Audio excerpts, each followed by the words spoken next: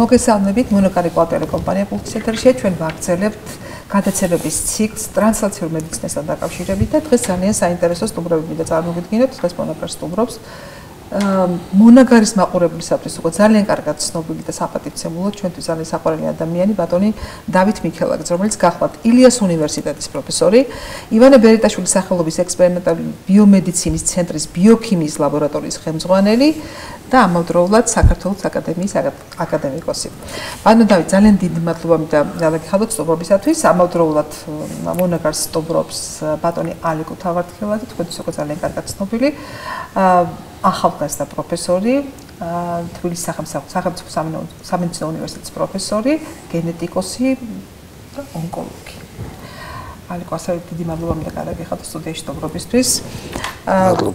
ჩვენ უკვე ერთი გადაცემა ჩავწერეთ ამ ტრანსლაციურ მედიცინასთან დაკავშირებით და ჩემთვის ძალიან დიდი პატივია ბატონ დავით, რომ დღეს ჩვენ ვისაუბრებთ უკვე თქვენი პროფილით. ერთგვარი განმარტება თქვენგანაც მინდა მოვისმინო, რა არის ტრანსლაციური მედიცინა.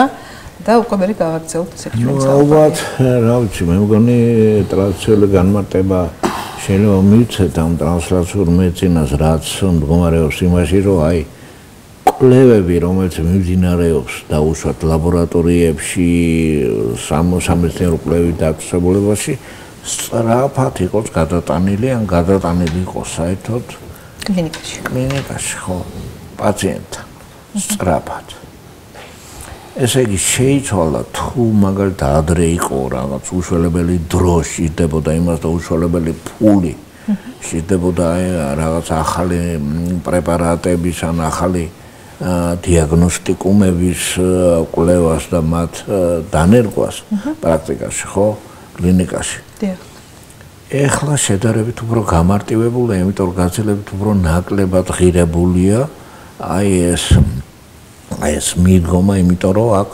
ლაპარაკია დაუშვათ ისეთ რაღაცებზე, როგორც არის მაგალითად უჯრედული კულტურა. და უჯრედულ კულტურას შეიძლება შევისწავლოთ ჩვენ გენომიკა, პროტეომიკა, ფარმაკოგენომიკა და შემდეგ. ანუ ეს ერთ კომბინაციაში და ერთ რაკურსში შეიძლება შევისწავლოთ ძალიან ბევრი რამე, რომელიც შედარებით უფრო გაცილებით უფრო იაფია, ვიდრე აი ეს ძველებური კვლევები, როდესაც ამავდროულად ეს სტატისტიკური ინფორმაცია გროვდება, ხელოვნური ინტელექტი გვეხმარება რაღაცებს ითulis და ეს დრო ძალიან შემცირდა, რომელიც ძალიან მნიშვნელოვანი ხა 20 წელი უჭირდებოდა პრეპარატს, ახლა ძალიან სწრაფად ხდება გადასხმა და ნეტ ჩვენ როგორც შევთანხმდით, ესე იგი, ბევრი მიმართულებით შეიძლება წავიდეთ, იმიტომ რომ თქვენც და ბატონი ალეკოც ბევრ ნაწილში, ალეკო როგორც ექიმი და თქვენ როგორც აი ბიოქიმიკოსი, რომელიც კიდევ უშუალოდ უყურებთ აი ჩვენ აქვე მინდა ჩვენ გქონდა საუბარი გადაცემის დაწყებამდე ძალიან მნიშვნელოვან თემაზე, რომ ექიმები ფაქტობრივად გავდივართ ჩვენ ბევრ მიმართულებას.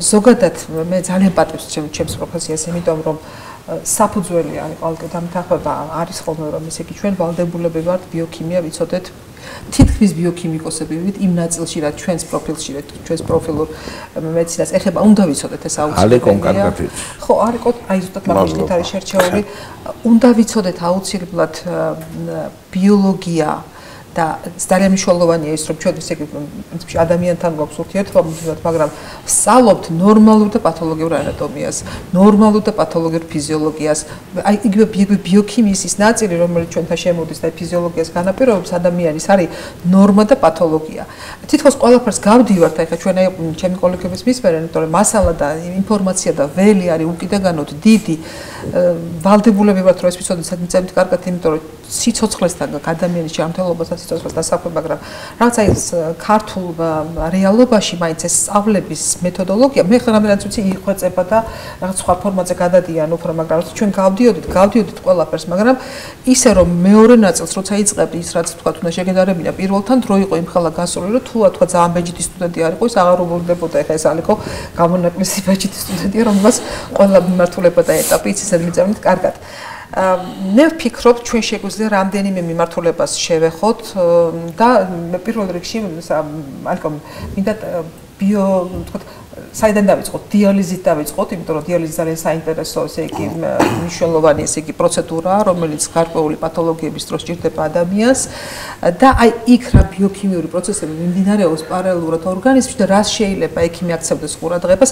ეხლა მე მინდა მაინც ჩვენი გადაცემა ისე წავიყვანოთ, რომ მოგეხსენებათ აი ბოლო პერიოდში იმისათვის რომ ექიმის თქვათ აზროვნება და ამავდროულად იურიდიული დაცულობა იყოს ასე ვთქვათ და გამარტივებული და დაცული, ვიყენებთ გაიდლაინებს და პროტოკოლებს, რომელიც არის საერთაშორისო აღიარებული, მაგრამ იქვე ყველა ექიმი იცის, რომ ის ყველა პაციენტისთვის არ არის ის მასზე მორგებული, ის უბრალოდ პაციენტების უმრავლესობაზე მოქმედებს დადებითად და კარგად, ამიტომ დაცულია საექიმო შეცდომებისაგან პაციენტი, მაგრამ ამავდროულად ხშირ შემთხვევაში ხდება ის, რომ რაღაც მცირე რაოდენობა პაციენტებისა უფრო ღრმა და დამატებით ფიქრს საჭიროებს და ამის უფლებას ყველა ექიმს არ აძლევენ, იმიტომ რომ მას უნდა ჰქონდეს გარკვეული ბექგრაუნდი, გარკვეული თქვათ ცოდნა და უფლება იმისი, რომ მან ინდივიდუალურად იაზროვნოს და უნდა იცოდეს საიდან წამოვიდეს. აი დღეს აი ტრანსლაციური მედიცინის ეს გადაცემები სწორედ ეძღვნება იმას, რომ აი როგორ ვიწყებთ ინდივიდუალურ აზროვნებას, რა სიღრმეებზე უნდა ჩავიდეთ, რის საშუალებას გვაძლევს დღეს მეცნიერება და მოდი დავიწყოთ დიალიზით. აი რა არის დიალიზი, როდის ვიყენებთ ამ დიალიზს და რა თავისებურებები ჩნდება და რა ბიოქიმიური მექანიზმები გვაქვს და მე უკვე გადავიდეთ უფრო მნიშვნელოვან თემაზე, რომელიც მიკრობიომა ორგანიზმის, რომელიც ძალიან ბევრ პროცესებს განაპირობებს ორგანიზმში. მე მგონი ჯობია ალიკო თქვენგან დავიწყოთ ამ შემთხვევაში დიალიზის როდის გვჭირდება და მე უკვე დეტალური ბიოქიმიური პროცესები რაც მიმდინარეობს ბატონი დავითი ამის შესახებ მოგუყვება. მოგესალმებით კიდევ ერთხელ. ჩემთვის ძალიან დიდი პატივია ეს გადაცემაში მონაწილეობა და კიდევ უფრო დიდი პატივია როდესაც ამდენი წელს მერე ბატონ დავითთან ერთად კიდევ მომიხდა შესაძლებლობა აზრების გაცვლის ძალიან სასიამოვნო იყო.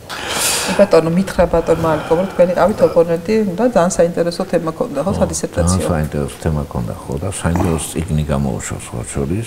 მელატონინზე. პირველად ხო აი მელატონინის საერთოდ მელატონინზე ესე იგი იდეა ლაპარაკი და საერთოდ აი საქართველოს შემოიტანა ალიკომ ამ თავის წიგნით რა. დიახ. ნამდვილად საინტერესო მიმართულებაა და ძალიან ბევრი რამე საფუძველიც. ალიკო მოდით მელატონინზე შევეხოთ. მოგცემს დრო ამის საშუალება ჩვენ შეგვიძლია რამდენიმე ძალიან მნიშვნელოვანი თემა წამოვწიოთ. ამოუწურავია ხა ადამიანის ორგანიზმი ესეთი რამაა. რაც შეეხება კლინიკურ პრაქტიკაში დიალიზის გამოყენებას, კლინიცისტებმა კარგად ვიცით, რომ დიალიზი არის ის პროცედურა, როდესაც ადამიანის ორგანიზმში გროვდება ჭარბი აზოტოვანი ცვლის პროდუქტები, გარკვეული პათოქიმიური მექანიზმების გამო, ანუ პათოლოგია აზოტოვანი ცვლის, ეს არის ძირითადად ეხება ცილოვანი ცვლას, ცილოვანი ნივთიერებას, იმიტომ რომ აზოტოვანი პროდუქტები და აზოტი თვითონ გვხვდება ამინომჟავებში და შესაბამისად ცილებში. ეს არის კრეატინინის ცვლის მოშლა, ეს არის შარდოვანას ცვლის მოშლა და ეს შეიძლება გარკვეულ ეტაპზე შეეხოს შარდმჟავას ცვლის მოშლასაც, როგორც არის მაგალითად დაავადება პოდაგრის პათოგენეზი, ანუ ნიკრისის ქარსასაც ვეძახით. აქედან გამომდინარე, დიალიზის ჩვენება თირკმლის სხვადასხვა ხარისხის უკმარისობის დროს, ჩვენ ვიცით, რომ თირკმლის უკმარისობას კლინიკურად გარკვეული ხარისხები აქვს, კრეატინინის დონის მიხედვით ექიმი აფასებს პაციენტს, მას ესაჭირება უკვე ისეთი პროცედურა კლინიკური პროცედურა, როგორც არის დიალიზი, რომ მოვაშოროთ ის ჭარბი კრეატინინი, რომ მან არ გამოიწვიოს ნეიროინტოქსიკაცია და ასევე სხვადასხვა ორგანოების დაზიანება, რომელიც შესაძლებელია სისხლში ჭარბი კრეატინინის და სხვა აზოტოვანი პროდუქტების გამო. რაც შეეხება დიალიზის პათოქიმია თვითონ მექანიზმს ეს ძალიან ავტომატიზირებული პროცესია, დღეს უკვე დახვეწილია მისი თვითონ კლინიკურ პრაქტიკაში გამოყენება, სტანდარტიზირებული და პროტოკოლიზებულია, თუ როგორ უნდა მივიყვანოთ პაციენტი, როგორ უნდა მოამზადოთ, როგორ უნდა ვთქვათ მივაერთოთ აპარატთან, როგორ უნდა მოხსნათ პაციენტი აპარატი, როგორ უნდა დავითვალოთ კლინენსის მიხედვით დონე და მე როგორ უნდა მოხსნათ, მაგრამ ის ფაქტი, თუ რაღაცა მნიშვნელოვანი ბიოქიმიური რგოლები შეიძლება ამ დროს გამოგრჩეს, რამაც შესაძლებელია პოტენციურად კლინიკურ დაკვირვებების და ფუნდამენტურ მედიცინაზე დაყრდნობით პაციენტის სიცოცხლის ხარისხი და ცხოვრების ხანგრძლივობა გაზარდოს, აი ამაზე ბატონი დათოს ძალიან საინტერესო საუბარი გქონდა და მიგნება, რომელიც ჩემთვის სიახლე იყო სიმართლე გითხრათ და ძალიან დამაინტერესა. მე მაგალითად მოდი ხა თქვა ბატონ დათოს ეს ერთი რამ დიალიზი პროგრამაც მოქმედებს საქართველოში, გარკვეული რაოდენობა პაციენტებს ჭირდება, ძალიან კონკრეტული კრიტერიუმებია როდის გადადის და რას უნდა ადევნებდნენ, რა სიხშირით თვალყურს, კონკრეტულად გაიდლაინით გასასრული მონაცემი არსებობს. თქვენ გითხარით მას შემდეგ რაც პაციენტი გადადის დიალიზზე, აი ამ გაიდლაინით გათვალისწინებული, თქვათ, კვლევების გარდა, რა შეიძლება გამოჩნდეს და რამ შეიძლება რა გამოგვჩა და რა გვჩება, ალბათ. რა რჩება ყურადღების მიღმა? ეს რჩება ხო ყურადღების მიღმა, რჩება ეხლა არა მარტო ჩვენ და არა მარტო ამ ნეფროლოგებს დაუშვათ, არამედ მე მგონი მთელ სამედიცინო სამყაროს.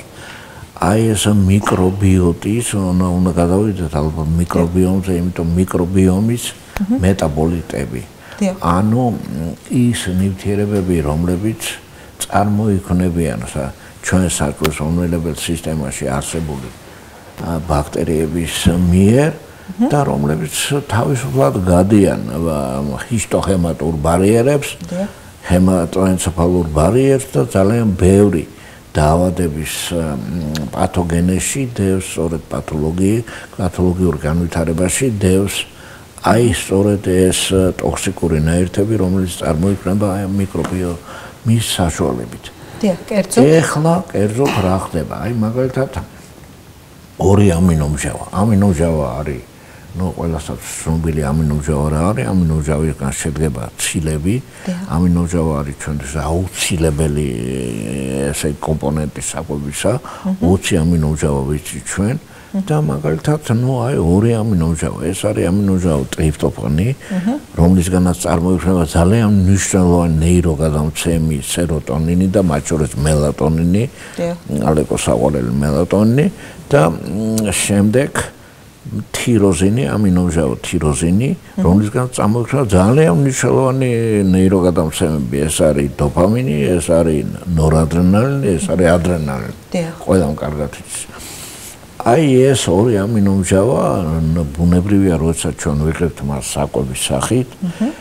რაღაცა ნაწილი, აუცილებლად დიდი ნაწილი გაიწოვება და ხდება ღვიძლში და შემდეგ ნაწილდება უკვე სისხლის ცირკულაციაში, ცირკულაციით და მიეწოდება ყველა ქსოვილს და ყველა ორგანოს და იქიდან სინთეზირდება ცილები, ან ხდება მათი დაშლა, ან ბიოსინთეზი იღებენ ესენ მონაწილეობას. ხო ნაწილი ამ ამინომჟავების ბუნებრივი ყველა ამინომჟავების და მათ შორის ეხლა მაგაზზე ვლაპარაკობთ, ხო? ესენი გადადიან, ესე იგი, 12 გოჯას გაივლიან, გადადიან წვრილნაწლავში და წვრილნაწლავის და სხვილნაწლავის სადღაც მიჯნაზე და წვრილნაწლავში ხდება ამ ბაქტერიების მიერ მათი გადამუშავება. ეხლა მე უბრალოდ მინდა გითხრათ, რომ ამ ბაქტერიების რაოდენობა არის 10 მე-14 ხარისხად. აი წარმოიდგინეთ ადამიანის მთლიანად მთელი უჯრედების რაოდენობა. იგივე რაოდენობა, ხო? და ესე იგი, აი ეს ურიცხვი რაოდენობა ამ ბაქტერიებისა იწყებენ ამ ამინომჟავების გადამუშავებას და მათ შორის აი ორი ამინომჟავის გადამუშავებას. ახლა რა ხდება? ეს მათ ამ ბაქტერიების მიერ ამინომჟავების გადამუშავების გზა ბუნებრივია განსხვავდება მაგალითად ტვინში არსებული ამინომჟავების გადამუშავების გზისაგან. ამ დროს ბაქტერიების მიერ წარმოიქმნება რაღაც სხვადასხვა მეტაბოლიტი ამ გზის დროს, ან შუალედური ნაერთი, რომელიც შედის ადამიანის ორგანიზმში, გაიწოვება ნაწლავების მიერ, შედის სისხლის აირცირკულში და თუ კი ეს ამინომჟავები სხვა არომატული ბუნების არიან, ანუ ბიჭეითვალა ფენილის და ინდოლის შესაბამისად, ამიტომ ჰიდროფობულიანი ან ცხიმში კარგად ხსნადები არიან, თავისუფლად გადიან ამ ბარიერებს, ხდებიან ტვინში და მონაწილეობას იღებენ ტვინში უკვე ამ ამინომჟავებისაგან წარმოქმნილ იმ გზაზე, როდესაც სინთეზირდება მაგალითად რის შედეგად სინთეზირდება სეროტონინი და სინთეზირდება დოპამინის შესაბამისად ტრიფტოფანისა და თიროზინისაგან. ეს აქედან შეჭრილი იქ აი ეს შუალედური ნაერთი ხელს უშლის ბუნებრივი ამ ნორმალური გზის წარმართვას იქ ტვინში. და იხიბირებას იწვევს რაღაცა გარკვეული ტიპის ფერმენტების, ანუ ამუხრუჭებს. სulis ამ იმას რა ქვია გზას. შესაბამისად თუ მე შემეცვალა დოპამინის რაოდენობა, შეიძლება მთელი კოგნიტური ფუნქციები ამერიოს. ან შემეცვალოს სეროტონის რაოდენობა, ასევე შემიძლია ძალიან ბევრი უმაღლესი ნერვული მოქმედების პროცესები დამერღვეს. და კლინიკურად ეს გამოვიდა როგორც ფსიქოლოგიური დარღვევა. დაწყებული აუტიზმიდან დამთავრებული ალბათ შიზოფრენიამდე. დიახ. ეხლა რა ეს არის, რა ქვია? რა უნდა გაკეთდეს? ალბათ ყველაზე კარგი ეს არის დიეტა ალბათ, რომ აი თუ რაღაცა გარკვეული ტიპის ასეთ დარღვევები არის, შესაძლებელია რაღაც დიეტას დავსვათ ადამიანი, რომელიც მიიღებს ნაკლებ რაოდენობა ესეთ ტიპის ამინომჟავებს, მაგრამ ამ ამინომჟავების შემცველი და ნაკლებ შემცველი პროდუქტები ხო, აი დაუბრუნდეთ ახლა ამ დიალიზს, აი დიალიზი. ამ დიალიზის დროს, ესე იგი, აი ამ ტრიპტოფანიდან, ანუ სეროტონინის წარმომქმნელ იმიდან, ამინომჟავიდან ნაწლავებში ხდება ინდოქსილის, ეგრეთ წოდებული ინდოქსილის წარმოქმნა, რომელიც შემდეგ სულფატირდება, ანუ გოგირდჟავას ჯგუფი უერთდება ღვიძლში. იმისათვის, რომ ის ხსნად მდგომარეობაში გადავიდეს, იმიტომ თვითონ არის ცხიმოვანი. ეს ნაერთი, მაინც ცხიმოვანი რჩება და უერთდება ალმონებს. ამიტომ ფილტრაციის ჰემოდიალიზის დროს ის არ ეფილტრება. რჩება ორგანიზმში. და ეს ეგრეთ წოდებული ალილ ჰიდროკარბონის რეცეპტორები არსებობენ, რომლებთა გააქტივებაც იწვევს ოქსიდაციურ სტრესს, ძირითადად გულში. აი ოქსიდაციურ სტრესს, რომელზედაც არ შეიძლება დღეს ვილაპარაკოთ, შეიძლება არა. მაგრამ ერთ-ერთი პათოგენური რგოლია ეს ოქსიდაციური სტრესი, რომელიც ჩემის აზრით ალბათ ყველა დაავადებას უდევს საფუძვლად.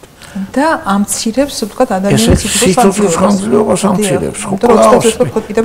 კლავს ადამიანი ეს ინდოქსის სულფატი, რომელიც სულ ცირკულირებს, რომელიც არ იფილტრება ამ დიალიზის დროს, ეს საბოლოო ჯამში კლავს ადამიანს, იმიტომ რომ გულისხმზე კარდიომიოციტზე მოქმედებს და იწვევს საშინელ კარდიოტოქსიკური აგენტია.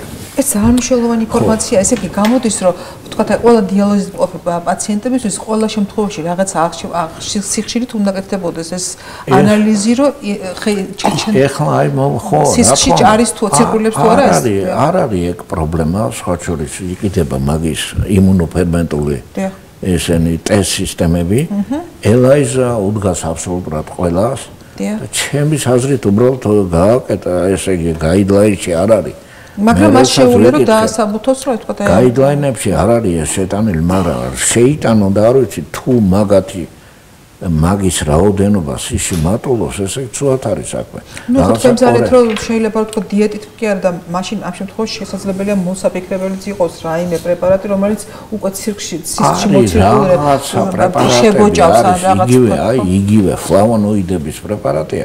კვერცეტინის, ალევა მის ალბათ. კვერცეტინის რაღაცა მოდიფიცირებული ნაერთები ნახეს, რომელიც ამ ტრიპტოფანის გადამუშავებას იმ ბაქტერიის საშუალებით, რომელიც საბოლოო ჯამში ამ ინდოქსილს გვაძლევს, მის რაოდენობას ამცირებს. ხო, სამშობლოვანი ხო არის, უბრალოდ ეს ასაკურველი ძალიან დიდ პრობლემას მოუხსნის. კვერცეტინი ძალიან სხვათა შორის ძალიან საინტერესო ნაერთია, კვერცეტინი ეხლა პირველად ქვერქუს, აი მუხის ქერქში აღმოაჩინეს და აქედან მიიღო ეს სახელწოდება კვერცეტინი, არის ყვითელი ფერის ნივთიერება, რომელიც ერთად რომელსაც აქვს ძალიან მაღალი ანტიოქსიდანტური პოტენციალი და ოქსიდაციური სტრესის მოხსნისთვის კლასიკურ ჩინურ და კლასიკურ იაპონურ მედიცინაში ძალიან ინტენსიურად გამოიყენება. მართალია რომ ეს არის დღესდღეობით ყოველ შემთხვევაში დამტკიცებულია როგორც ბიოლოგიურად აქტიური დანამატი, თუმცა ძალიან ბევრი მოლეკულა ახლა როგორ არის ეს პირობითი ცნება ბიოლოგიურად აქტიური დანამატი და სხვა ნებისმიერი მაგათაც ნებისმიერი ამინომჟავა შეიძლება ჩაითვალოს ბიოლოგიურად აქტიური დანამატად, ხო? იმიტომ რომ ის ბუნებაშია გავრცელებული და ჩვეულებრივი ნატურალური წარმოშობა აქვს. მაგრამ ახლა დიდი რაოდენობით ტრიპტოფანს ადამიანს ვერ მივცემთ, იმიტომ რომ მას საკმაოდ გორდითი მოვლენები განუვითარდება. ახლა უბრალოდ წამლის წარმოებასთან დაკავშირებით, წამალი რო დავარქვათ, იმას და კონდეს დღევანდელი მონაცემებით გავლილი ძალიან ბევრი სამფაზიანი, ოთხფაზიანი ზოგჯერ კვლევა და პრეკლინიკური კვლევები, მაგრამ ახლა ოდითგანვე ცნობილია ახლა რამდენი წლის არ უკვე ჩინური მედიცინა და ინდური და იაპონური მედიცინა, ჩინური განსაკუთრებით და იაპონური, რომელიც ამ ნივთიერებას ძალიან აქტიურად იყენებს. ასევე მათივე იაპონური მედიცინიდან მოდის ასევე ჯამრთელი ნაწლავით აქვს ადამიანს ეს ზოგად სიცოცხლის ხანგრძლივობასთან ასოცირებულია პირდაპირ და ზოგად ჯანმრთელობას უწყობს ხელს. ბატონო დავითი იყო ჩემი დისერტაციის ოპონენტი და მე ახლა გამიჭირდება პირდაპირ რაღაცა ეხაც მოგგრძნობ თავს რაღაცნაირად. კი, აბსოლუტურად მოსწავლის როლში. არა, ნამდვილად. მე სულ ესე ვარ ბატონო დავით, მაგრამ მივეჩვიე. და როგორ საჭიროს მიღება რეალურად იწყება პირის ოროში, შემდეგ გრძელდება კუჭში, შემდეგ გრძელდება 12 გოჯა ნაწლავში, შემდეგ გრძელდება წვრილ ნაწლავში. ანუ საჭიროს მონელების დასრულება არ ხდება 12 გოჯა ნაწლავში. ანუ იმისთვის რომ ადეკვატურად მივიღოთ ენერგია და მინიმალურ დონეზე დავიყვანოთ ოქსიდაციური სტრესი და ის რაც ბატონმა დავით ბაბუძანა ძალიან მნიშვნელოვანი მოლეკულები რომელთა დიაგნოსტიკუმები უკვე კლინიკური დიაგნოსტიკუმებია შექმნილი აი მაგალითად მერსკის, სიგმა ალდრიჩს, უამრავ თერმო ფიშერს, უამრავ კომპანია, რომელიც საერთაშორისო ამერიკული კომპანიები, ევროპული, გერმანული, იაპონური, რომელიც აწარმოებენ ამ დიაგნოსტიკობას და ინდივიდუალური ან პერსონალიზებული მედიცინისთვის გათვლილი აქვთ კონკრეტულ პაციენტებს. მე კლინიკებში მინახია უცხოეთში ბევრგან მაგალითად აკეთებენ ძალიან ბევრ ტესტს, მაგალითად ცისტატინს იკვლევენ, ანუ აზოტოვანი კრეატინინი სანამ მოიმატებს, მანამ იმატებს თირკმლის უკმარისობის დროს ცისტატინის დონე და შესაბამისად პროგნოზებს აკეთებენ. აი მაგალითად შესაძლებელია ლითიუმის ფრაქციული ექსკრეცია შარტში ძალიან ადრეული მარკერია, მაგალითად შაქრიანი დიაბეტის თუ ძალიან რაღაც ნორმაზე მეტი ლითიუმი გამოიყოფა ორგანიზმიდან, ამ პაციენტს პრედიქტორული მარკერია, რომ შაქრიანი დიაბეტი ტიპი 2 დაემართება.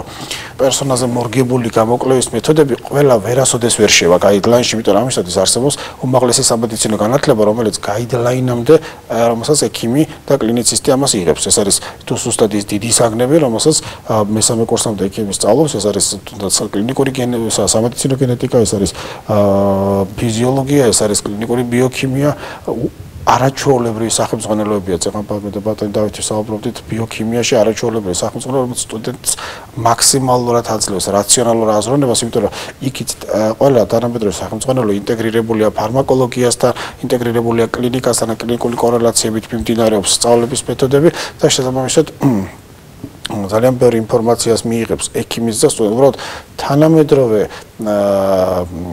ხედვა პაციენტის მოვლის უბრალოდ წარმოუდგენელია ბიოქიმიის და სამედიცინო გენეტიკის და მოლეკულური ბიოლოგიის ცოდნის გარეშე. იმიტომ რომ გაიდლაინით შეიძლება უმკურნალოთ კონკრეტულად მოწოდებული პაციენტების რაღაც რაოდენობას, მაგრამ ვერასოდეს ვერ ვუმკურნალებთ იმ შემთხვევებს, რომლებიც ამ პაციენტს ინდივიდუალურად ესაჭიროება. მაგალითად, ყველა პაციენტს შეიძლება ჰქონდეს ერთი და იგივე დიაგნოზი, მაგრამ მათ ყველა პაციენტს არ ექნებათ ერთნაირად პანკრეასის ფერმენტული სეკრეცია. ანუ მომნელებელ სისტემაში ყოველთვის ექნებათ პრობლემა, იმიტომ რომ ყველაზე ბევრი მაინც არის საჭიროს მომნელებელი სისტემის დაავადებები. ის დაავადებები, იმიტომ რომ ყველაზე დიდი სისტემაა და ბუნებრივი ასე იქნება, ხო? აი, მათგან ამოდის ბევრი დაავადება. თუ არ ხდება, ანუ ნახშირწყლების მონელება გარკვეულ დონეზე იწყება ნერწყვის ფერმენტებით პირის ზღვრში, მერე გადადის კუჭში და კუჭი ჩერდება გარკვეულ დონეზე და ცილების მონელება იწყება, მერე 12 გოჯა ნაწლავში უკვე ცილების, ცხიმების და ნახშირწყლების მონელება გრძელდება და უკვე ამინომჟავები, ანუ ცილები, რომლებიც გადადის უკვე დაშლილი ამინომჟავების 2 და 3, 4 ამინომჟავებისგან შედგარი დიპეპტიდები, ტეტრაპეპტიდები გადადის წვრილ ნაწლავში, ისინი უკვე გადასციან ბაქტერიული ფერმენტებით დამუშავებას და 2 ამინომჟავა თუ ერთმანეთს არ დაშორდა და ცალ-ცალკე ამინომჟავა არ მივიღეთ, ან ცალ-ცალკე გლიცერინი და ცხიმო ამინომჟავები ერთმანეთს არ დაშორდა, ის უკვე 12 გოჯა ნაწლავში ემბულგირება ხდება ნაღლით და მერე იქ ლიპაზების ზემოქმედებით პანკრეასული ლიპაზა, 2 ფოსფორილაზა, ქოლესტეროლესტერაზა და რამდენიმე ფერმენტია ცხიმის დამშლელი თუ არ მოხდა ცხიმო ამინომჟავების ჩამოშორება გლიცერინიდან ის ვერ შეიწოვება. აქედან გამომდინარე, თუ არ მოხდა ადეკვატური რაოდენობით ამ ამინომჟავები, უბრალოდ სრულად არ მოხდა ამ ამინომჟავებამდე, ცხიმო ამინომჟავებამდე და გლიცეროლამდე და მონოსაქარიდებამდე ნახშირწყლების დაშლა, ისე მისი შეწოვა ვერ მოხდა.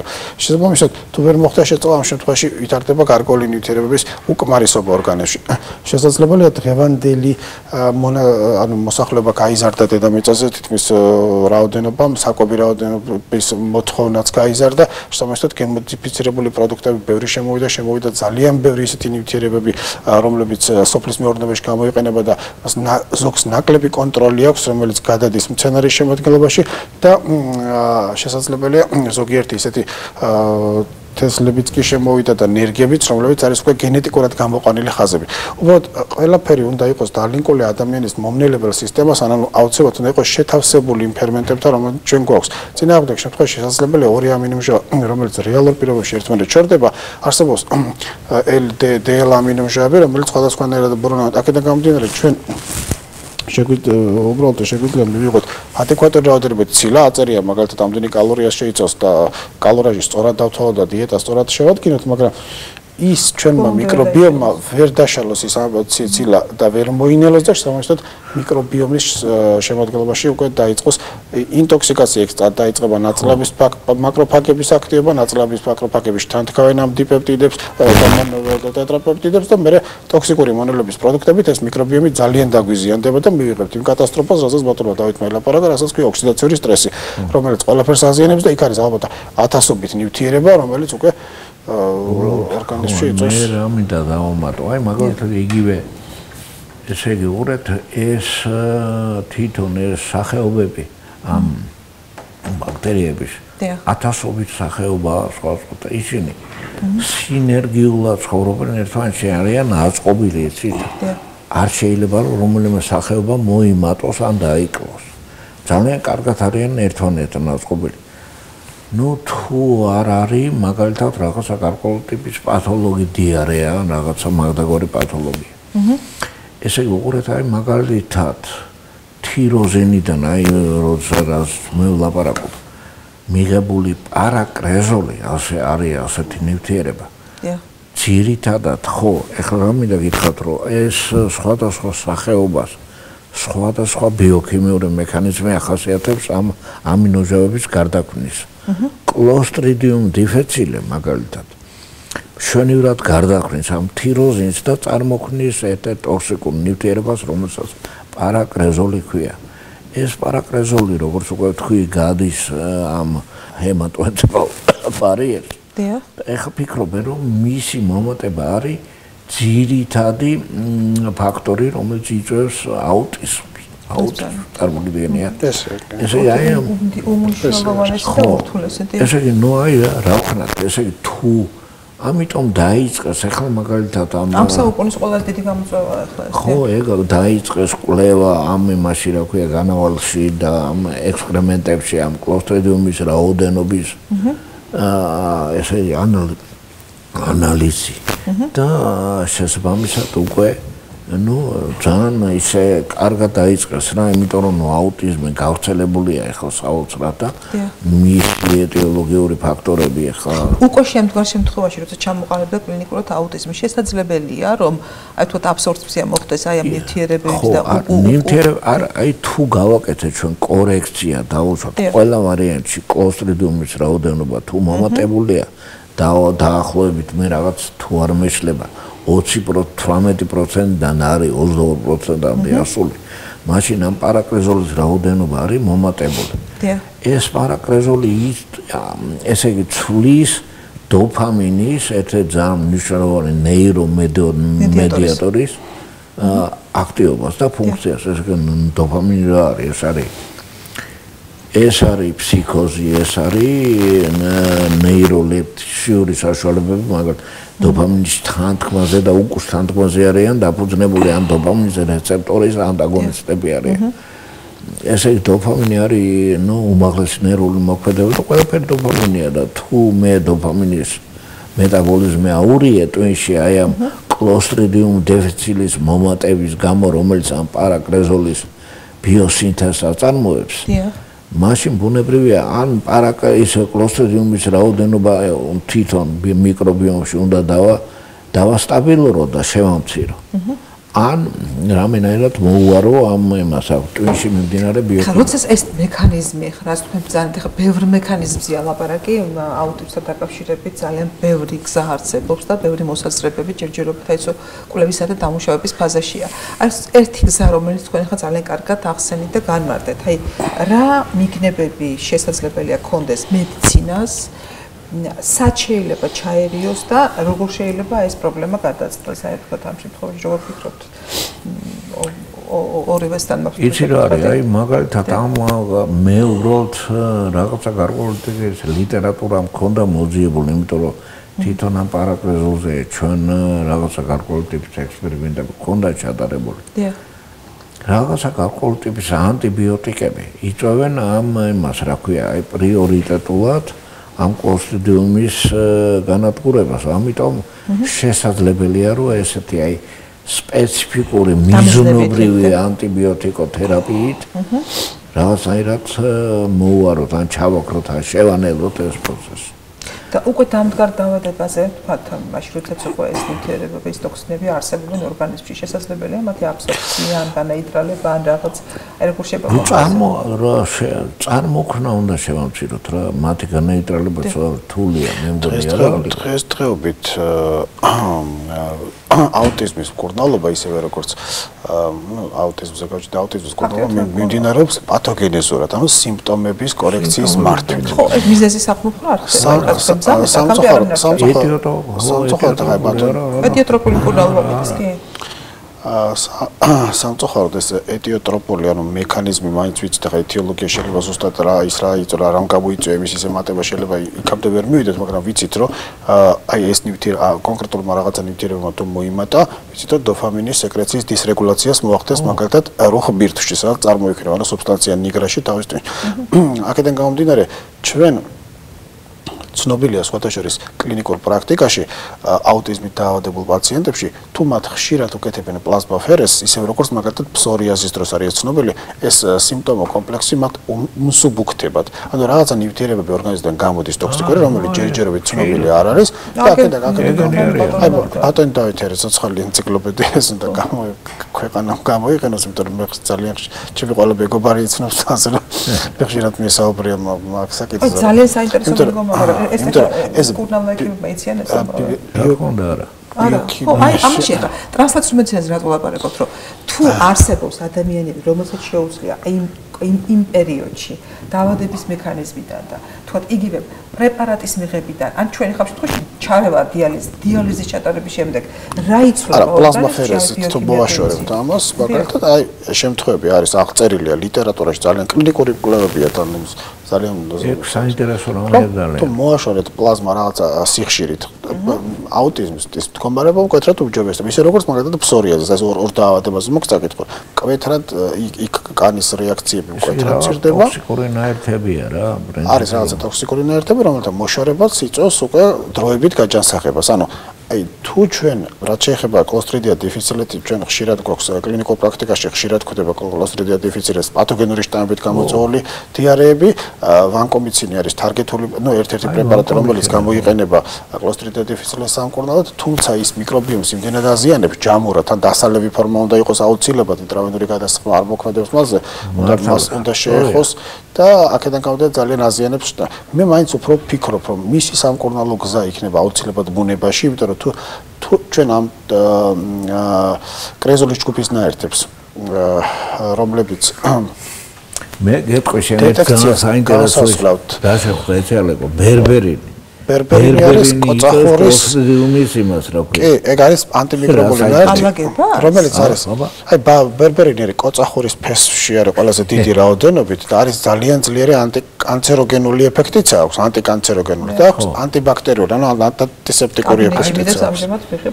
პრიორიტეტულად ძალიან საინტერესო გამოგიხსენას რა ქვია, კლოსტრიდიუმს რა.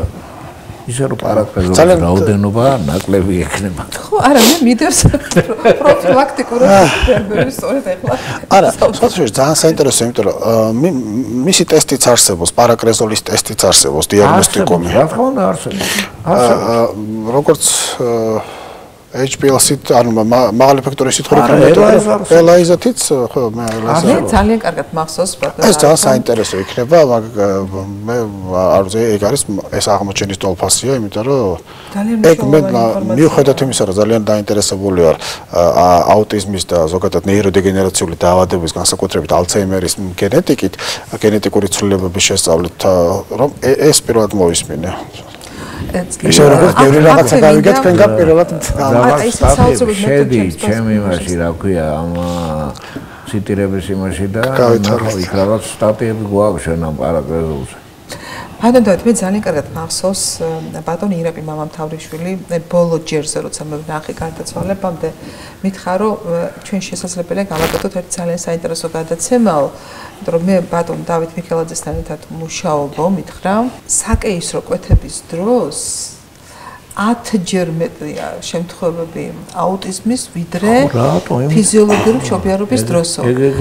აი ეს მექანიზმის თქვენ თუ გახსოვთ, იმიტომ ჩვენ ვაკვირდებითო ახლა. კანიდან გადადის აი ეს მიკრობიოტი, დედის კანიდან გადადის სულ სხვა ესე იგი საკრებული რა, მერე ამ ბავშვს. დიახ. სანამ ესე იგი სანამ მოხდება ნორმალური მიკროფლორის ჩამოყალიბება, მანამდე ესე კანის კანიდან გადადის ესე გზით დედის კანზე არსებული მიკროფლორა გადადის ბავშვში. საკეისრო კვეთის დროს საკეისროს დროს. რატომ მარტო საკეისროს დროს ვთქვათ? ნუ პირდაპირ კონტაქტი. ამ მოყალის კონტაქტორი ხო. საინტერესო.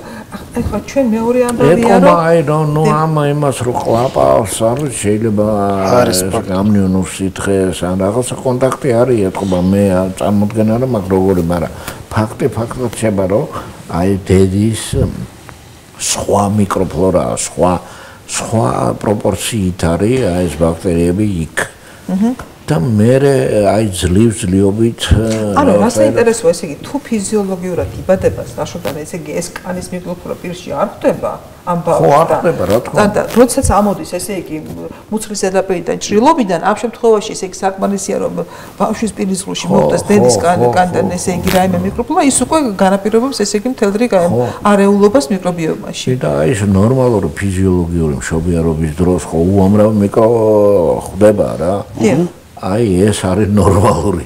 ხო.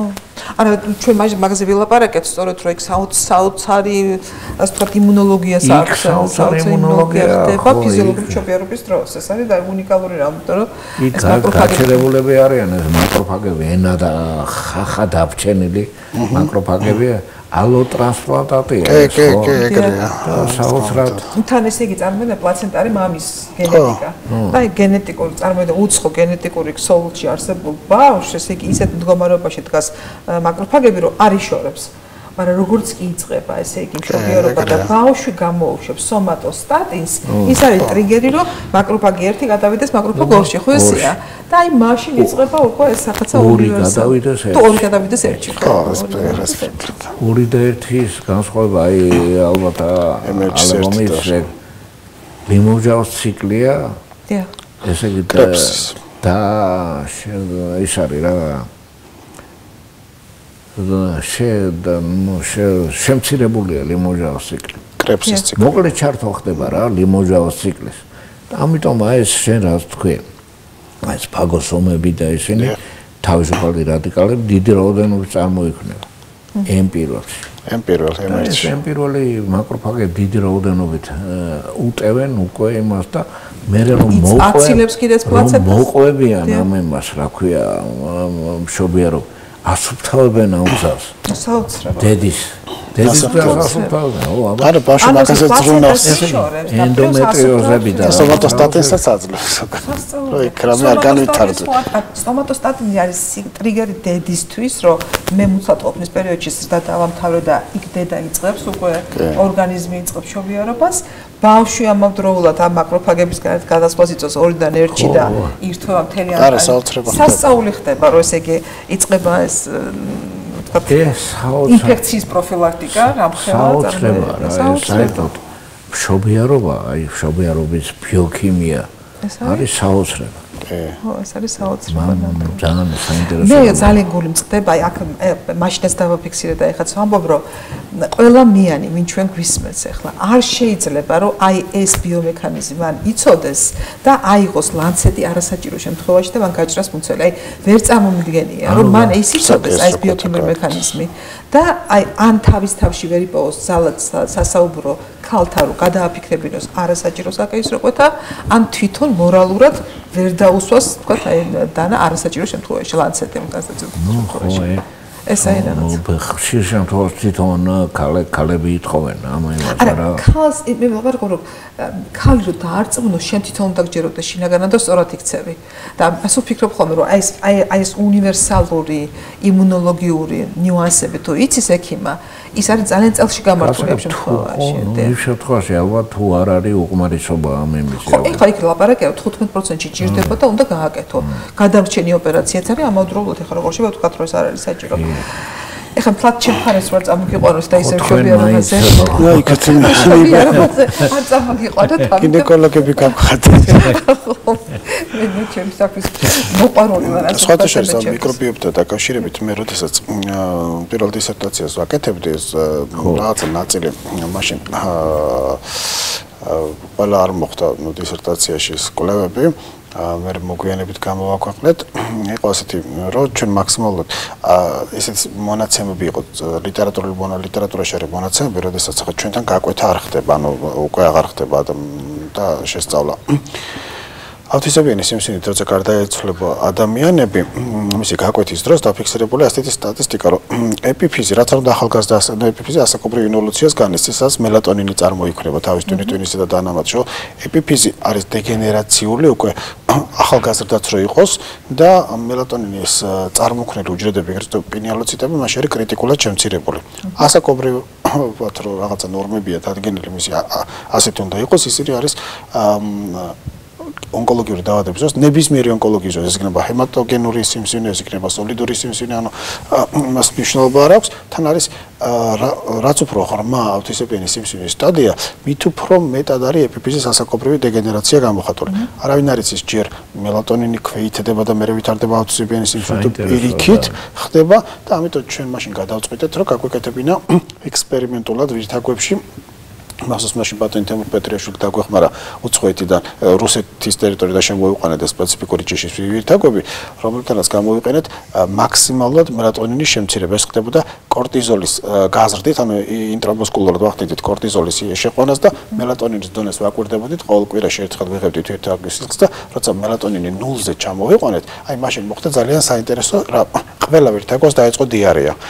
აი ვიფიქრეთ მაგ შემთხვევაში რომ აი ბატონი თემური მეხმარებოდა ვივარემში პეტრიაშვილი მაშინ ვიფიქრეთ რომ რაღაცა მოგვიდა ლაფსოსი თან ცოტა არ ყოდა რაოდენობრივად ყოდა 150 ვირთაგვი მე ისევ ვიყიდეთ გამიმეორეთ ეს ექსპერიმენტი და ისევ რომ კორტიზოლიზაცია გაუკეთეთ და ისევ ნულზე ჩამოდიოდა მელატონინი ყველას დიარეა ეწყებოდა მიკრობიომა იშლება თუ რა ხდება ამის შემდეგ ჩვენ ეს ვირთაგვების მასალა მორფოლოგიური ავიღეთ, დეკაპიტაცია გავაკეთეთ, ეკეთან ამოვიღეთ თავის ტვინიდან ეპიფიზები, სხვა კაპიტანი თამარი გვეხმარებოდა დეკანოსიძე ჰისტოლოგიურად ამის შესწავლაში და კაპიტანი დინარა კასრაძე და სხვათა შორის ბატონი დავითი და თამარი მაშინ წერდნენ რაღაცა საერთო წიგნს ბიოქიმიასთან და კითხვა-პასუხის რეჟიმში ქონდა და მე ვიყავი სულ მოლოდინის რეჟიმში ვიდექი კარებთან ჩემი ძალიან უყვარდა ეს ბიოქიმია. ხო, ძალიან შეიძლება რომ მე მგონი წიგნი არ გამოქვეყნდა არ გამოხმებულა ეს იმიტომ რომ ვერ დავამთავრეთ მახსოვს რომ არაჩვეულებრივი დისკუსიები ის ქონდათ მსჯელობები მე რამდენჯერმე მისმენით რომ კაპიტანი თამარი მე აგრძელებდა ჩემთან ამ თემაზე და კაპიტანი თამართან და როდესაც დამზადდა და ეს პრეპარატები და კაპიტანი თამარმა ამას მახსოვს მიკროსკოპში დაათვალიერა მითხრა რომ ამათ როგორც ლაპარაკობდა ხა კაპიტანი თამარიც ამათი ნაწილები როგორ მდგომარეობაში იყო ამ ვირთაგვებს აი ეპიფიზის პრეპარატი ანუ თავის ტვინის პრეპარატები იყო იქ სხვაც იყო ნათხემიც იყო ყველაფერი იყო კაპიტანი თამარმა მაშინ რაღაც ინტოქსიკაცია ნაწლავური ინფექციების დროს ხდება დიარეების დროს ტვინის ნეიროდაზიანება და ახლობით ისეთი დაზიანება აი მახსოვს ეს ჩანაწერი გვაქვს ეს სპექტრი არ გაგიშინჯიათ არა არა სამწუხაროდ არა აი კლოსტრიდიუმების რაოდენობა გაიზარდა ალბათ აი სავარაუდოდ მოხდა დისბიოზის დისბაქტერიოზის ფორმირება და რაღაცა მსგავსი ინტოქსიკაცია მოხდა რომელსაც ეს ეპიფიზი ანუ მელატონინი ანუ ცირკადიულ რიტმში მოხდა ეს იმიტომ რომ საოცრად ნამდვილად კი ანუ რეალურად სიკვდილი ყდომას იწვევდა რეალურად მელატონინის განულება და მიკრობიომის განულება იმიტომ რომ ჩვენ აქ იბადება ეს გამოქვეყნებული გვაქვს ეს ჯერ კიდე 2011 წელს გამოაქვეყნა ახლა იბადება შეკითხვა ესე კი მელატონინის განულება განაპირობებდა ეგეც უკვე ისეთი ის არის თემა იმიტომ რომ ჩვენ მე კაპიტანი თამარო რომ მოგთხოვა რომ მოდი შევისწავლოთ ღვიძლი და შევისწავლოთ ღვიძლში იყო საშინელი ცხიმოვანი დისტროფია ანუ ეს გასაგებია კორტიზოლის გამო იქნებოდა იწვევებოდა, იმიტომ რომ ეს დაგვივიძა, კარგადაც იკვებებოდნენ, ან თავისი მენიუ ჰქონდათ, მაგრამ ნაწლავში იყო გამოხატული მკვეთრად დისბაქტერიოზი. სტრესი თავისთავად განაპირობებს, ესე იგი ღვიძლში აი ამ ცხიმოვან დისტროფიას?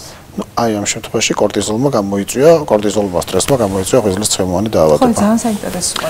ხშირად ახლა მე ხშირად ხვდება ხოლმე, რომ ადამიანები გამყდარი, არ არის თქო წონა. და აქვს მაღალი ქოლესტეროლი და? და აქვს მაღალი ქოლესტერინი და ცხიმოვანი დისტროფია, ნუ ღვიძლში ნახავ, ხო ახლა. და ხშირად მე მიფიქრე ხოლმე, რომ თუ თქვათ ეს არის გაცხიმოვნების გამო, ეს არის ცხიმოვანი ცვლის მოშლის გამო, მეტაბოლური რაღაც დარღვევებისთვის, ეს გამოწვევს სტრესი. მაგაც დისბიოზის, ანუ დისბაქტერიოზის პრობლემები პროცესი, როდესაც ხდება გარკვეული პათოლოგიური ნივთიერებების სეკრეცია, რომელიც იწვევს ენდოკრინული სისტემის დისრეგულაციას და ნახშირწყლების კონვერტაცია ხდება ცხიმებში. ეს არის დაახლოებით ის, ახლა ძალიან უხეში შედარება, მაგრამ აი ცხოველებს რო ასუქებენ ხოლმე სპეციალურად და კატოს აჭმევენ და უმოძრავ მდგომარეობაში ამყოფენ, ცხიმი ემატებათ იმას ხო. კატო ხო ნახშირწყალია რეალურად. მაგრამ ის სტრესშია, როცა პატარა მასშია გაჩერებული, სტრესშია და შესაბამისად ასე ნუ ამ სტრესის ჰორმონების შედეგად ჭამს კატოს დიდი რაოდენობით ბულიმია ემართება დაახლოებით და მე ცხიმებში გადადის ეს ნახშირწყლები. ძალიან მნიშვნელოვანია. თორე ხორცს და ინდაურებს და კატოს იმას არ აჭმევენ, ხო ცხიმებს და ხო იცით აქვე მინდა კითხოთ, ახლა ჩვენ ბევრ თემებს შევეხეთ, ახლა და ბიოქიმიური მექანიზმები ძალიან საინტერესოა. აი ყველაზე აი თქვა ამას წინათ ერთ-ერთ რამდენიმე გადაცემა გავაკეთე ტრანსლაციური მედიცინასთან დაკავშირებით და აღარ მახსოვს ახლა რომელიღაც ისე წყლში დიალოგში მახსოვს რომ სხვა შორის ბაჩ სოლომონია და ცოტა ჯავახიშვილი როდესაც იყვნენ აი ლაპარაკი იყო რაზე რომ თქვა აი თუ მედიცინა ისე განვითარდა რომ მოხდა ადამიანის სიცოცხლის ხანგრძლივობის თქვა აი გახანგრძლივება და არის ხოლმე რომ საშუალო სიცოცხლის ხანგრძლივობა ზოგიერთ ქვეყანაში მაგალითად 100 წელია. თითქმის აი იაპონიაში ძალიან მაღალია, თქვა ხალისა და მამაკაცის. ლაპარაკი იყო რაზე რომ ორგანიზმს აქვს თავისი მაქსიმალური შესაძლებლობებიო. ნუ შენ ვერ მოძებნიო, იმიტომ რომ ცოტა საინტერესო მაგალითი მოიყვანა რომ თუ თქვა ყველაფერი დროულად იშლება, თქვა შენ აგვიდებ რომ რაღაც რესურსი აქვს ადამიანს რომ აი იწურება და დამთავრდა. ნუ შენ ვერაფერს ვერ გააკეთებ. და ხა თვალ სიცოცხლის ხანგრძლივობაზე არა, მაგრამ ხა წამოვიდი ისევ ჩემს სფეროში. თქვა რეპროდუქციული ჯანმრთელობაში, ხო? მამაკაცებს ეს რეპროდუქციული სიცოცხლის ბოლომდე აქვს და არ ვიცი ხა ძალიან დიდი და ლაბირინთია, მინდა გითხრათ ახლა მე როცა კლინიკას ვუბრუნდები ხოლმე პერიოდულად ძალიან ახლობლებისთვის, ძალიან საინტერესო სამართავია კლიმაქსური პერიოდი. ძალიან საინტერესოა და ძალიან სერიოზულ დახმარებას ითხოვს ორგანიზმი ამ დროს. აი მამაკაცების კლიმაქსთან დაკავშირებით მე ძალიან ბევრ კითხვას ვსვავდი ხოლმე, იმიტომ რომ უცნაურია მამაკაცების ბუნება, ხასიათი, ხშირ შემთხვევაში ისინი თავენ თავადებებზე არც თვალს არ უსწორებენ, არც ამჟღავნებენ. აი რა დროს ჩნდება, როგორი ფორმით ჩნდება, რა კლინიკა ისინი ზმალავენ ამ ამბავს, ხო? აი ქალთან პირდაპირ იკითხება, თქვა აი როდის იწყება ეს პერიოდი, პირდაპირ ციკლთან ასოცირებულია, ბევრ ამასთან დაკავშირებული და აი თითქოს მეტნაკლებად რაღაც ჩარევები შეგიძლია. აი თუ თქვა გქონიათ რომელიმე თქვენ თუ იმდენი უცნაურ ამბებში შეხებული ხართ ბადნოტავით თქვენ აი რა ხდება ამ დროს ორგანიზმში? არის თუ არა შესაძლებლობა იმისი რომ რეალურად ეხა პრინციპში მე ვფიქრობ რომ არა. ანუ იმიტომ რომ 59 წელი როცა დგება ქალის თქვა ორგანიზმში და გეუბნება რომ აი ამ დროს წყდება ჩვენთან უცნაურად იცვლება ქალის ორგანიზმში ის ესტროგენი თქვა აი რაც ახალგაზრდობას და ასე თქვა ქალის სიახალგაზრდობის განაპირობებს იცვლება ასაკის ესტროგენით, იმიტომ რომ ესტროგენს იმ თავისი ლამაზესთან ერთად მოაქვს ბევრი რისკები უკვე ონკოლოგიური პათოლოგიების თვალსაზრისით და გადადის უფრო რბილ თქვა ესტრიოლში. აი ასეთ შემთხვევებში რა ბიოქიმიური მექანიზმები მიდის, შესაძლებელია თუ არა ჩარევა, აი მიგაჩნიათ თუ არა რომ თქვა იმას რასაც ჩვენ მაკვირდებით ახლა რომ ესტროგენის სტრუქტურა იცვლება და ასაკობრივი სხვადასხვა თქვა სახითაა წარმოდგენილი არის თუ არა კიდევ თქვა აი თქვენ იცით რომ ხუთი იერარქია განაპირობებს აი ამ ქალის ორგანიზმის რეგულაციებს თირკმელზე და ჯირკვლის ჰორმონებში რა ხდება, ჰიპოფიზში რა ხდება, ჰიპოთალამუსში რა ხდება, აი ეს ციკლები თქვა ფიზიოლოგიური ნუ მე აი მაგალითად ესტროგენების ერთ-ერთი ძირითადი ეს რა ქვია მოქმედების აი სამიზნე ტვინში არის ეგრეთ წოდებული გაემის რეცეპტორი. დიახ. გამა-ამინოების რეცეპტორი, რომელიც არის ნუ რეცეპტორი, რომელიც იწვევს ნუ იმას რა ქვია ჰიპერპოლარიზაციას, სიმშვიდეს, დაწყნარებას და აი მასზე მოქმედებს ესტროგენი. ესტროგენი მოხდეს იმიტომ არის მაგალითად რაღაცა ესტროგენულ ფაზაში მენსტრუალური ციკლის დროს ქალწულა სვანარი ხასიათი აქვს ვიდრე ხო პროგესტერონის ხო არის ეგრე ესტროგენის ფაზა არის პირველი ფაზა. პირველი ფაზა. ხო, პირველ ფაზას მიყავს. ამ დროს სირთულეები ხასიათი უფრო პროგესტერონის ფაზაში ხდება ხოლმე, დროს სითხის შეკავება,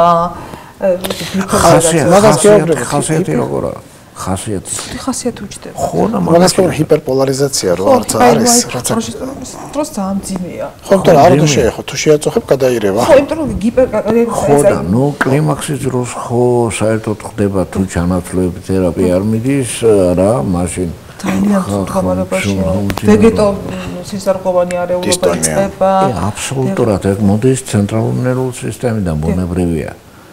ესე იგი მოდის აი ამ ესე მოდულაციის აი ამ გაემის რეცეპტორის ჩემი საზრით ჩემი მოსაზრება მაგრამ ფაქტია რა აი ამ გაემ როგორც იკლებს და აი ამ რეცეპტორის დაწყნება აღარ ხდება და ხასიათი აღარ ხდება აღზნებული ხდება და მთელი ამბავი ხო აღზნებული ხდება ძალიან საინტერესო ამბავია ეხლა აი მაგას ვფიქრობ ხოლმე რომ უნდა ჩაერიო თუ არ უნდა ჩაერიო ხო ხა მამა სიმპტომურად ესეთი რამე არა აქვს იმიტომ რომ ესეთი ტესტოსტერონის ასეთი ცვალებადობა არ არის ხო ამიტომ ბუნებრივია ესეთი რომ თან ეს ტესტოსტერონი არ მოქმედებს ამ მაინდამაინც ესტროგენი მოქმედებს ამ გაემის რეცეპტორს ხო რა საინტერესო ამბავია სხვათა შორის პირველი განაყოფიერებული კვარცხლბურთიდან მიღებული ზიგოტა ხო როდესაც ეს ხო ხდება ფალოპიოსის მილში განაყოფიერება პირველი რეცეპტორი ახლა ის ხო შეერწყა სპერმატოზოიდის მიტოქონდრიები გარეთ დარჩა და გაერთიანდა წარმოქმნა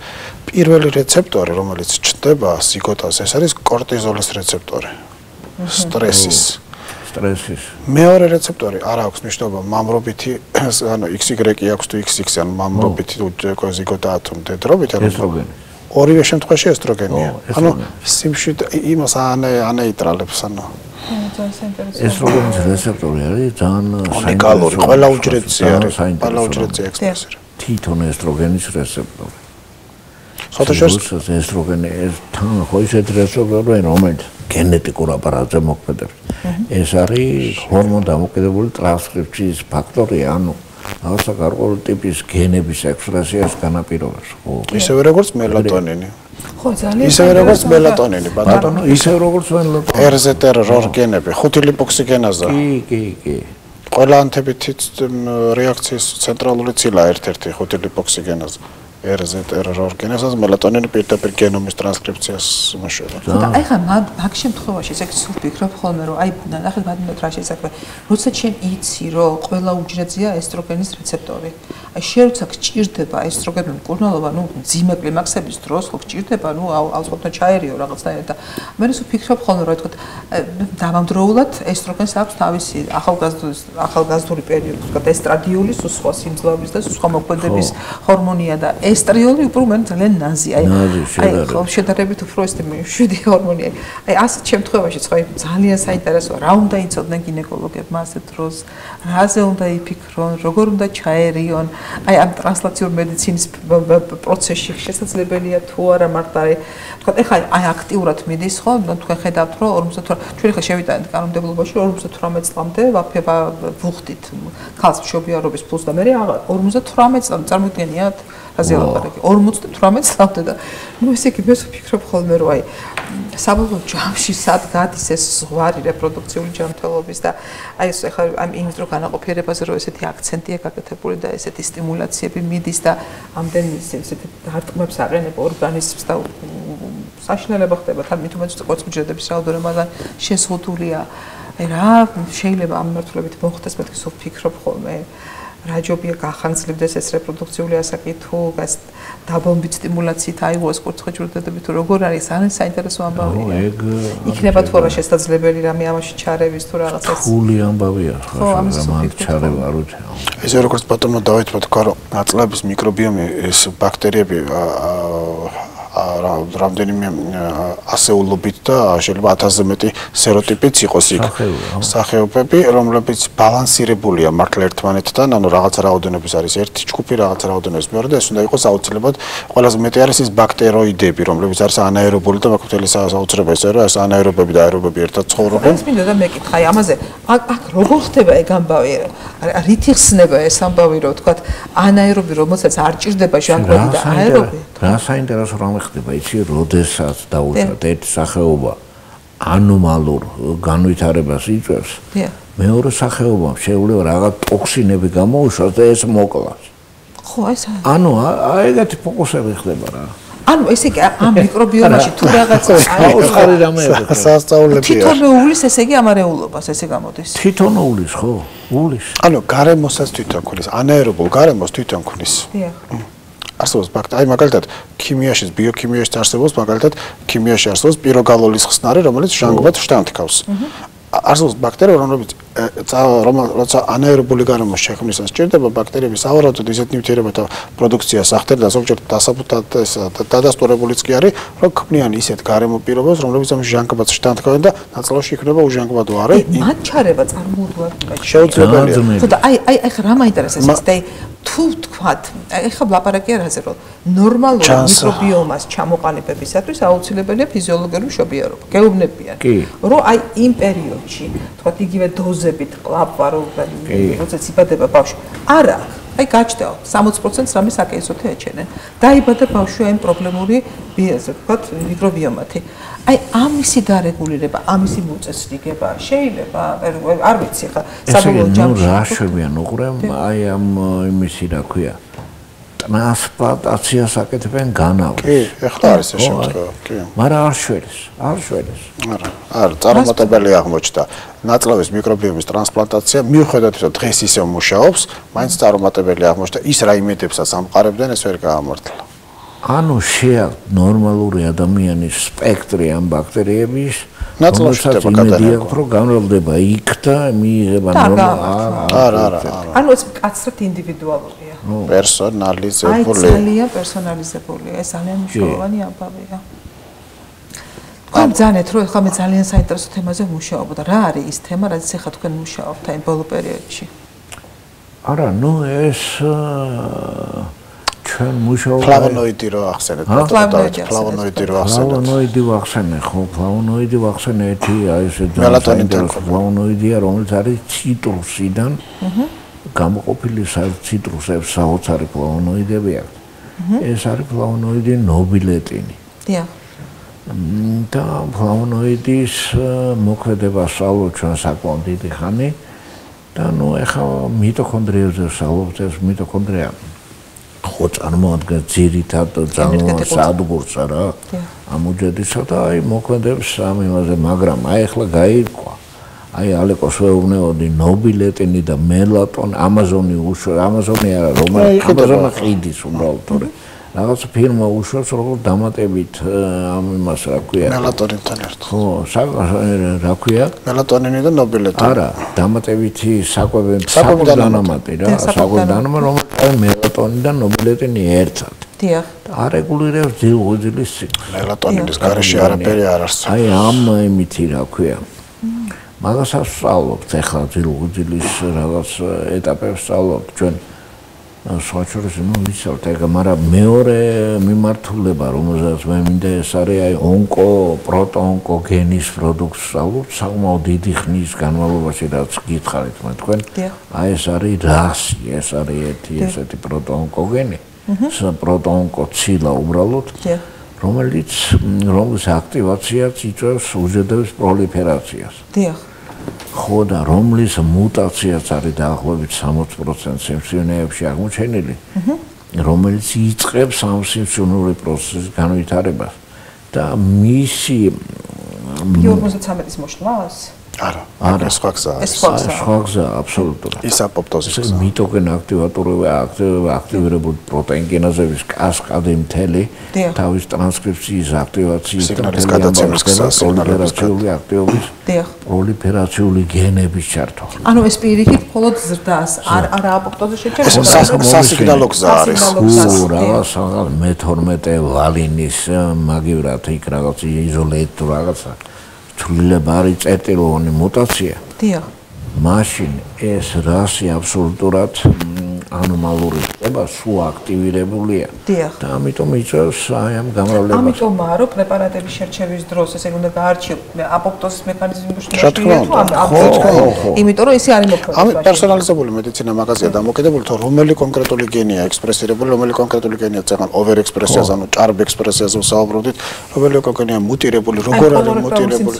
არა მარტო ფილტვის კიბოს კოლორექტალური სისტემაში ოვერაქტივირებული შეიძლება ეს ეს ხდება უკვე უნდა საჭირო მისი დადგომა თარგეტული პრეპარატი. უფრო მნიშვნელოვანია ამ ნიუანსების ცოდნა თქვა ამ შემთხვევაში, ხო, რომ ესე იგი იცოდე რა მექანიზმით განვითარებული ხდება. ამავე დროს სხვათა შორის ზუსტად ის რომ სიმსივნური დაავადება ადამიანს ყველა ადამიანს გვემართება ყოველდღიურად. სიმსივნური უჯრედი ყოველთვის წარმოიქმნება 10 ხარისხის 12 სიმსივნური ყველა ადამიანს წარმოქმნება, როდესაც თავის იმუნური სისტემა ანადგურებს. თუ იმუნური სისტემა წარმოიქმნება, იგივე 10 ხარისხის 12 სიმსივნური უჯრედი წარმოიქმნება ონკოლოგიურ პაციენტს. მაგრამ იმას ახალი სიმსივნე აღარ ემართება. იმიტომ რომ იმუნურმა სისტემამ იმას ის უკვე ცნობს და ახალი რო არ დაემართა ზუსტად, ანუ მისი იმუნიტეტი გარკვეულწად ერთხელ მერყევი ხასიათის ფორმით გამოჩნდა და გაუსხლტა ის უჯრედი, მაგრამ ახალი უჯრედები რო ემატება ყოველდღიურად იმას მაინც ანადგურებს. ანუ იმუნური სისტემა ონკოლოგიური პაციენტის ისევე აუცილებელია როგორც ჯანმრთელისთვის. ამიტომ მიკრობიომის ჯანმრთელობა პირდაპირ პროპორციულ კავშირშია იმუნური სისტემის ჯანმრთელობასთან. აქედან გამომდინარე, თუ ონკოლოგიური პაციენტის დროს მარტო ონკოლოგიური დაავადებას უმკურნალეთ და მიკრობიომი გვერდზე დავტოვეთ, მაშინ არც ვერც ონკოლოგიას უმკურნალოთ და ვერც პაციენტს გადავარჩენთ. რეალურად ეს მაინც კომპლექსში უნდა ხდებოდეს. ხო, ესაც ამიშო. ეს არის იაპონური მიდგომა, ეგ არის კონკრეტული რო ესე. თან ერთი რამე მინდა დამომატო, იცი, ამ სიმსივნის ირგვლივ დაბორიალობენ აი მეორე ტიპის თუმორ ასოციირებულ მაკროფაგები დაბორიალობენ, რომლებიც არ არიან აქტიურები. დიახ. ვერ ანადგურებენ ამ იმას რა. მეორე ტიპი თუ პირველი? მეორე ტიპი, ხო. აი ის მეორე ტიპი რომ შეიძლება ჩვენ გვჭირდება სომატოსტატინი მაშინ რომ გადავიყო. აი, არ ნახოთ ხო კურიოზს. სპარტაშორის, არა, უყურე ძალიან საინტერესო რაღაცა შეეხო პატენტად, იმიტომ რომ მაგ დროს სიმსივნური უჯრედები დაფარული არის ბ უჯრედების მიერ გამოყოფილი ცილოვანი ანტისხეულებით, იმიტომ რომ პირველად ეს სიმსივნის ბრძოლაში შეცდომით რეგულაციის შეცდომა გარკვეულწილად ონკოლოგიური დაავადებასთან ბრძოლას ერთვება ჰუმორული იმუნური სისტემა და ბ ლიმფოციტი ამ ებრძვის ამ ანტისხეულებით და ოპსონიზაციას უკეთებს. მაგრამ ის მერე ვერ ცნობს, ეს მაკროფაგი მას ვეღარ ცნობს. სხვათა შორის საინტერესო რა არის, იცით? აი მეან გინეკოლოგიასთან მაშინ შვედმა მეცნიერებმა ეს უჯრედები რომ მიიღეს გამოყვეს და ეს იმუნოგლობულინების გარსი ოპსონიზირებული გარსი სიმსივნურ უჯრედებს მოაცილეს და ეს მეორე ტიპის მაკროფაგებთან ეს სიმსივნურ უჯრედები შეიყვანეს ყველა უჯრედი მოკლა. როდესაც ის გარსი მოაცილეს. საერთოდ ეს კვლევები ერთი პერიოდი პეტროვის შრომებშიც იყო ჯერ კიდე ძველი შრომები, ნუ ეხლა თანამედროვე ჩინური ინსტიტუტები, ჰონკონგის უნივერსიტეტი ეხლაც მუშაობს მაგაზე, რომ ძალიან საინტერესო დახტენენ ამ მიმართულებით თარგეტულ თერაპიის შექმნას, მაგრამ საინტერესო ის არის, რომ აი ეს გარსი, რომელთაც დაფარულია სიმსივნური უჯრედი, რომელთაც ვერ ცნობს ეს მეორე ტიპის მაკროფაგი, ქიმიური სტრუქტურით ზუსტად იგივეა, ანუ ქიმიური სტრუქტურით ეს ახალი სტატია 2022 წელს დაიბეჭდა Nature-ში, როგორც არის ზონა პელუციდა, ბრწყინავი გარსი, რომელიც აქვს კვერცხუჯრედს, რომელსაც ჰიალურონი დაზაშლის. აი, ზუსტად იგივე, იმიტომ რომ ჰიალურონი დაშალეს ეს პირველად, სხვა არაფერმა არ დაშალა ეს ცილა. ისიც საინტერესო ძალიან მაკროფაგი ორი თუ დაბორიალოს, მართლა პრინციპში. ხო, თან არაფერს არ აკეთებს. ვერ აკეთებს, გადაიყვანე რაღაცნაირად. როგორ დავალებო? როგორ დავალებო, გადაიყვანო სტომატოსტატი, აგერ ბატონო, ჩვენი ბავშვები არ ნახობენ. ზვირია და სტომატოსტატი, რას ლაპარაკობ? ძვირია ძალიან ძვირია. ძალიან ძვირია, მაგრამ სტატინიც ერთ მიკროგრამებში სანდოსტატინები და რაღაცა. ამბობენ რომ ესე იგი მოლეკულური ბიოლოგიით თუ შენ გენომი იცის სტრუქტურა უცებ აწყობენ. არა, პრეპარატები სანდოსტატინები და რაღაცა. არის შეიძლება იხმარეს უკვე და არა გამოიყენება კარცინოიდული სინდრომის მოსახსარჯელად პანკრეატიტების დროს, მაგრამ რეალურად ესეთი ეფექტი ვერ გამოავლინა. სავათოსტატინები თქვა დროისი არ არის შესაძლებელი ალბათ. ამ უწურავად შეიძლება თქვენთან საუბარი. მე ესე იგი ძალიან საინტერესოა ეს ბანკდავთ ფერაზის მუშაობთ ხოლმე ის პერიოდის. მე მაინც ხშირად მინდა გითხრათ ხოლმე რომ მივხვდეთ რომ ჩემი განათლების ყურება არ მიყვარს თქვენ ისეთ რაღაცებს ყვებით ხოლმე რომ და როგორც გავყოთ ისე ისე ხოლმე. მაინტერესებს. ასე ძალიან დიდი მადლობა მინდა გადაგიხადოთ სტუდიაში სტუმრობისთვის. მე მინდა რომ გისურვოთ რომ ძალიან დიდ ხანს იყოთ და ძალიან ბევრი საინტერესო შრომა გააკეთოთ და მე ჩვენ გაგვიზიაროთ ხოლმე. კი ბატონო დიდი სიამოვნებით საინტერესო ლაპარაკი იყო მე მგონი მეც ასე ვფიქრობ ყოველთვის საინტერესოა თქვენთან განსაკუთრებით გინეკოლოგიაზე და მე ამაზე საინტერესო არაფერი არის მე სადაც ვდები ბატონესა და დავით ჩემს სამსახურში ძირითადად სამუშაოში ვაფრო თუ არ იქნება ბავშვი არ იქნება კაცობრიობა და არაფერი ყველაფერი და ჩაიყრება წყალში აქედან იწყება ყველაფერი ამიტომ მე არაჩვეულებრივი პროფესია და ამიტომ ყველაფერს ამას უკავშირებ ძალიან საინტერესო იყო ძალიან დიდი მადლობა ბატონო ძალიან დიდი მადლობა ალიკო შენ ძალიან დიდი მადლობა მინდა გადაგიხადო ხშირად სტუმრობ მაგრამ ძალიან საინტერესო ადამიანი ხარ იმიტომ რომ აი თქვათა შორის აი რაც მე მინდოდა რომ ყოფილიყავი და არ გამოვიდა ხარ შენ იმიტომ რომ იწყება ესე უჯრედი შიგნით თან რამდენიმე ისის ხო აი ეს მომწონს სწორედ ხა ალიკო თავისუფალი ადამიანია მე მილიონი საქმე და პრობლემები მქონდა ვერასოდეს ვერ მოვიცალი ისე ჩემი თავისთვის რომ ესე ჩავუყავებოდი ჩემს უსაყვარლეს პროფესიას და მე მიხარია რომ აი თუნდაც ესეთ ერთ ექიმს ვიცნობ რომელიც აი ესეთ სიღრმეებში მიდის ცდილობს გაერკვეს და ძალიან სასიამოვნოა შემდეგ რომ თქვა მე თქვენთან ერთად ვიზიარებ ამ ინფორმაციას მე კი მინდა ეხლა თქვენ კიდევ ერთხელ დიდი მადლობა გადაგიხადოთ სტუდიაში სტუმრობისთვის და იმედს ვიტოვებ რომ კიდე შევხვდებით ჩვენ და ტრანსლაციის მედიცინას სხვა შორის მე ძალიან მადლობელი ვარ რომ მიკარნახეს ეს თემა იმიტომ რომ ამოუწურავია ძალიან თანამედროვეა ძალიან საინტერესოა და ამაზე მართლა აი რაც დრო გადის ვფიქრობ რომ დავამთავრებ მეთქი და აი ხედავ რომ აი რაღაცა კიდე იმდენი ნიუანსები რჩება აქ სალაპარაკურობით კიდე დიდხანს ვისაუბრებთ ამ თემაზე მე კი მინდა დავამშვიდობა ბატონო სიამოვნებით იმიტომ რომ ძალიან საინტერესოა მე კი მინდა დავემშვიდობო ჩვენს ტელემაყურებელს, ვფიქრობ კიდე ერთი ძალიან საინტერესო გადაცემა გამოვიდა ტრანსლაციურ მედიცინაში, განსაკუთრებით ჩემი კოლეგებისათვის. მე ვფიქრობ აი ღირს ფიქრად და ძალიან კარგია, როდესაც შენ ძალიან თამამად შეგიძლია შენ სფეროში იფიქრო იმ სიღრმეებიდან, რასაც დღევანდელი მეცნიერება გვაძლევს საშუალებას და თავისუფლად შეიძლება ხანდახან გაიდლაინ და პროტოკოლს გაექცეთ და დასაბუთებულად უკვე დამიზნებით ჩაატაროთ მკურნალობა და გაცილებით უფრო უკეთესი შედეგი მიიღოთ მკურნალობის დროს. გემშვიდობებით საუკეთესო სურვილებით მომავალ შეხვედრამდე ნახვამდის.